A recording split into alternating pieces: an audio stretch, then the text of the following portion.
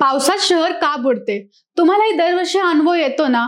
पाऊस आला की रस्ते नदीसारखे वाहू लागतात, गाड्या पाण्यात अडकतात, ऑफिस बाजार ठप्प होतात, घरात पाणी शिरतं आणि मग लाखो कोटींचं नुकसान होतं. सगळ्यांच्या मनात तोच प्रश्न येतो, खरंच शहर पावसामुळे बुडतात की आपल्याकडूनच काहीतरी चूक होतीये? तर आधी जाणून घेऊ की शहर बुडतात कशामुळे. नाले आणि स्टॉर्म ड्रेन्स बंद. शहरात नाले आणि स्टॉर्म ड्रेन्स असतात म्हणजे पावसाचं पाणी लगेच बाहेर जावं. पण तुम्हाला माहिती आहे का, हे नाले प्लास्टिक, कचरा, बांधकामाचा मलबा आणि बंद झालेले असतात.